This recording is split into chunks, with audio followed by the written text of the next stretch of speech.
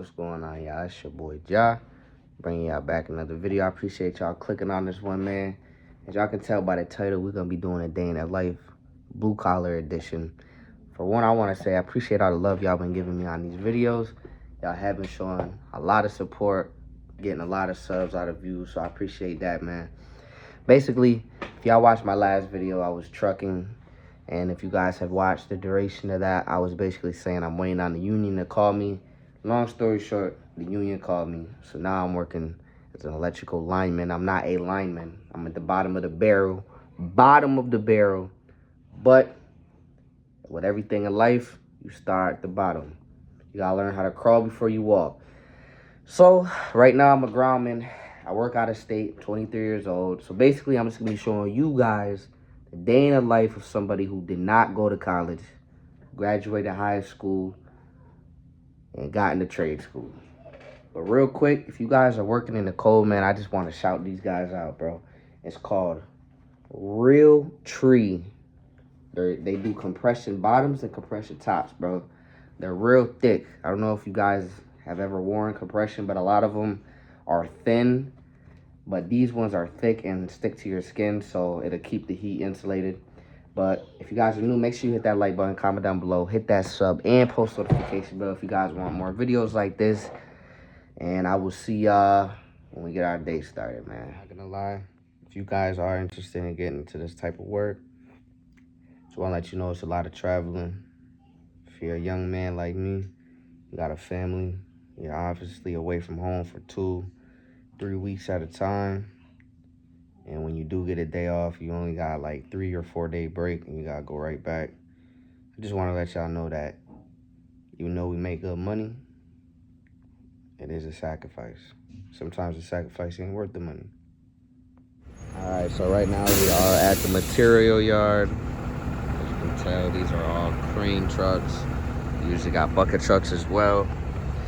This is why you need your CDL in order to get into this trade, because as a grunt, groundman, whatever you guys want to call it, apprenticeship, even journeyman, you got to drive these big trucks, and they are well over the weight limit, so that's why you need your CDLA unrestricted. And it is about 7 o'clock right now. We already had our meeting. I didn't get to record any of that just because I don't want to be getting looked at and stuff like that. We already did our meeting. We went to the gas station. We had got our lunch and snacks, and I will keep you guys updated throughout the day. Man, it's like 27 degrees outside. About to put one of these inside of my coat so I can stay warm. All right, so right now we're getting the crane set up, as you can tell, and putting the outriggers out. Anytime you work on a pole, you have to ground a truck to the ground, okay, to the pole. And now they're getting up there and they're basically taking the grounds off of this structure. And I don't go up there at all because I am the groundman. All right, so I'm gonna give you a basic rundown of what you're looking at right now. So as you guys know, these are distribution poles, right? These are transmission poles. There's also a substation. Basically, there's 3 different kinds of poles that you work on. Distribution, transmission, and then you have the substation. I don't know everything. I'm just going as I'm learning as I go. These little things right there, those are called spacers. Basically, so the wires don't overlap each other with the wind or anything like that. Jumpers, all right? Now the little things right there that are shaped like a V, those are called glass insulators. Basically, just insulations, right? The very 2 top wires are fibers. Those are used as telecommunications that go from substation to substation. Basically, self-explanatory. They communicate from substation to substation. That's the top circuit, that's the middle circuit, that's the bottom circuit. Right now, we're working on 230,000 kVAs. These are 230 kVA poles. Distribution is anywhere from like 14 to 21,000, I think, kVA. And as you guys can tell, the top circuit going down to the bottom one, those are called jumpers. And the fiber is coming down this pole, like I said, is for communication. If I'm not mistaken, they're gonna put a splice box down there that communicates. As you guys can tell from these glass insulators, you see the little rope that goes down from right there to right there. Those are called jumpers as well. So just to give you guys a basic rundown of what you're looking at so you're not confused. All right, y'all, so basically I was trying to show y'all basically what, you know, my job title is. Basically a groundman. We get the responsibility of just doing all of the, in layman terms, doing the bitch work. Clean up the truck. As you can tell, I'm in the truck right now, about to clean that up. We just put the crane basket on. I'll show you what that is. Clean the crane basket out for him, got the grounds on and stuff like that. Right now we're working on transmission lines. This is primarily a transmission group. They don't really work on distribution too much. Really transmission and substation. I'll show you guys the substation, not this video, another video. So basically with transmission, well, at least from what I know and from what I've been told, 90% of the time the wire is dead, basically meaning it's not energized. And in distribution, most of the time it's hot. So you know, if you're getting in this line of work, just know you are dealing with thousands and thousands, hundreds of thousands of volts, and it only takes a third of an amp to take you out. So definitely dangerous line of work, and the grounds basically just ensure your safety. So you want to make sure you're doing everything right, you know, wearing your high vest, hard hat, safety glasses and stuff like that. But right now I'm in the back of the truck. I'm about to get everything organized. You know, I don't really have like nothing fancy yet. I don't do nothing cool yet. I just, you know, bring the material out for the linemen, clean up, organize everything, dig holes. That's my job. But I am part of the IBEW. I'm in the union. If you are interested in getting in here, I'll make another video. I know a couple people have been, you know, talking about it and stuff in the comments, but there's like 4 avenues that you could go. You could get on with the contractors. So that's 1. You could go union. That's 2. Non-union. And then you can get in with your local power company or co-op or something like that. And the apprenticeship that you're going to is typically about 3 to 4 years. You know, in the union side of it, like NEAT, Cellcat, Swellcat, and all those LBAT and everybody like that, it's typically a 3.5 to 4 years. With the power company, it could be 4 years. I've even heard guys say that it takes about 4.5 years with the power company. It's just all different. I decided to go the union way. You know, I like the benefits, retirement, 401k, and everything like that. But we ain't gonna talk too much about that. We're gonna get this truck cleaned up, and yeah, that's what we're gonna do. All right, so you know, we try to keep everything as organized as possible. Put all the garbage in the grunt bag. We don't have many chain hoists. They're all on the other one. These are 3-ton chain hoists. These aren't the heavy ones. The heavy ones are the 6-ton, which are these, and they're as tall as me. You know, just a bunch of, you know, work. It's like a work truck. It's not gonna be perfectly clean, but it's organized and, you know, kept up. So this is what I do, man. Just grab what they need, do what they need, and yeah. There's 3 things a grunt or an apprentice needs to be good: Kleins, flathead screwdriver, and black electrical tape. So the 3 things that linemen are gonna ask you for the most: Kleins, screwdriver, and black electrical tape, which I don't have the tape. Oh, and another thing, in transmission poles, if you're in transmission work, you most of the time, or from what I've seen, you're either going to be in a crane basket or you're going to be in a bucket. Distribution, the wooden poles, you know, you can climb those poles because they're wooden, and if you can't climb them, you get in a bucket. So don't be scared of heights if you're going to get in this field, because this pole right here is only about 110 feet. Some of them go up to like 200, 300 feet. Take a little lunch break. Now I'm starving. It's like noon right now. We have about 10 and a half, 11, sometimes 12-hour days. So You gotta stay hydrated and fueled up. So this is the fiber wire right here. Thin, not thick. This is the expensive wire. That's the wire all the way up top. All right, so that's the fiber. And then this is the conductor wire. The thick, heavy wire, a lot cheaper than the fiber. And yeah, I just want to show you the difference in thickness. So everything is so heavy out here, man. Like in distribution work, you don't need really any of this stuff. But all these coils and everything is just so heavy that, you know, you got to use forklifts. You know, it's just completely different fields of work. I've worked storms, like hurricanes, snowstorms and stuff like that. And all that's distribution work for the most part. But by far, transmission is a lot harder. That's my opinion. I'm not a big dude. Transmission is for, you know, like, it's like bigger dudes because, you know, it's just heavy material. Everything is just heavier in transmission. So if I had to pick between distribution and transmission or substation, I'm going with distribution. For one, in distribution, you don't gotta go hundreds of feet in the air. You know, I'm not scared of heights, but I would rather be at 65 foot than 110 feet in the air. That's just my personal opinion. You know, everybody's different. But I do love this field of work.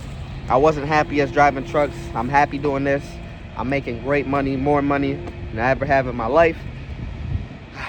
At the 6-figure mark for sure. But again, if you guys want any, you know, details on how to get into IBEW, how to get into an apprenticeship, you know, really any questions in general about this type of stuff, man, just let me know, man. But this is pretty much a basic day. You know, we're not really doing much today. We just came back from break. We go back on break again in 2 weeks. Well, 20 days we go back on break for New Year's and Christmas. So right now we're just finishing up where we started.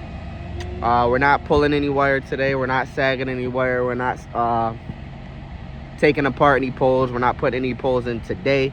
We will be in the next couple of days. So I'll show you how all that process goes, because boy, that's a process, baby.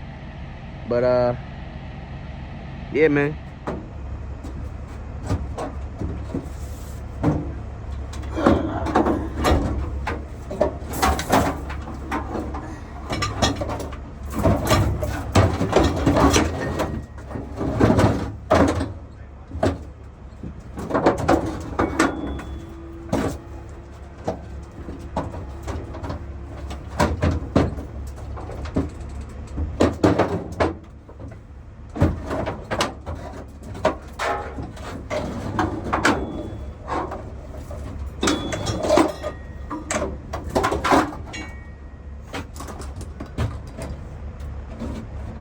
Not busy, look busy.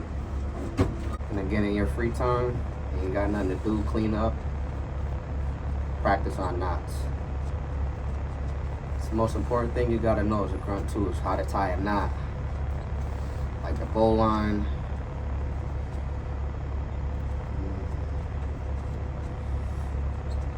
I call it the slave knot, but that's just what I call it.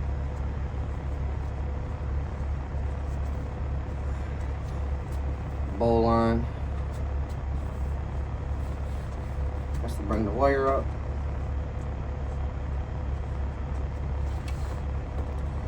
Another clove hitch, grunt knot. You know, just stuff like that. Be of use. You don't want to be a grunt and not know how to do anything. You know. Alright, so we're done with this job site for the most part. We got the forklift and the flatbed. They're putting these heavy coils on the flatbed, and we're gonna take them to the next site. The only thing they gotta do here is test the jumpers and take the grounds off. And yeah, that's pretty much what we're doing here. We're pretty much wrapping everything up. All right, it's about 2 o'clock now. Yeah, I got everything out of that job site. Now we're going to the next job site to drop some stuff off. It might be a little early day today, I'm not too sure. They got me driving a bucket truck right now though. It's automatic, so. But even though I am a groundman on this crew, it is good that I'm getting the experience. I'm learning material. I'm actually thankful for it because I'm glad that I didn't just get the call for the apprenticeship and just not know nothing. You feel me? At least with a groundman, I'm learning. I'm at the bottom of the barrel for the pay, but it's still great money, and I'm learning material, and I'm not obligated to do anything, you know, that I would feel uncomfortable doing. So when I do get the apprenticeship call, I know some of the things that I'm supposed to know, not just coming in here completely green. I've been on the wait list right now for 7 months for the apprenticeship for NEAT. So it's definitely a waiting game. I know in some other places, like LBAT maybe and SWL CAT down there in Texas area, you probably wouldn't have to wait so long. But with NEAT, it's so backed up right now. California is all backed up. So it's definitely a wait. But it's worth it, because once you become a journeyman, you can go anywhere. Once you get your journeyman ticket, you can do anything, you can go anywhere, and you start at the top. So it's definitely worth the wait. It's worth the schooling. Like when you get the apprenticeship call, you got to go through an entire 4-year apprenticeship. So that comes with schooling, a lot of studying, tests, and there's 7 steps through it and everything. 7-step apprenticeship, 8-step apprenticeship, and it's fun, man. I love the career. You get to get out, stay active. You know, the only thing that sucks is,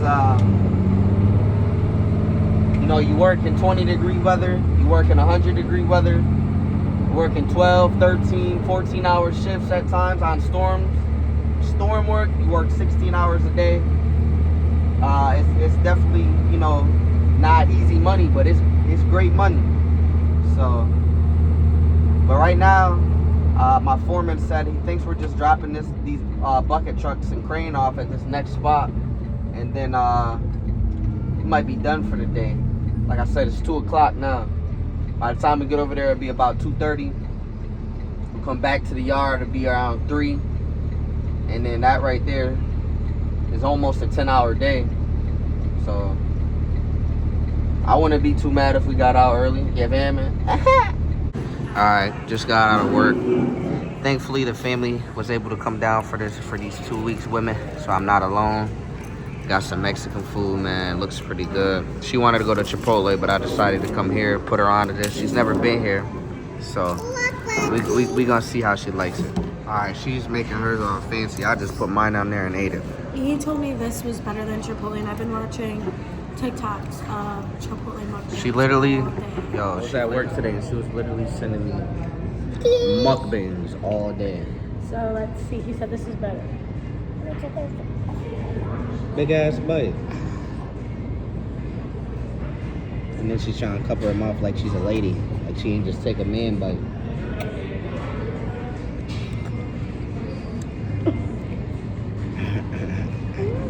Is it good?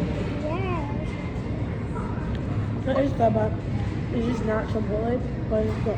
Alright, y'all, we just got back to the room.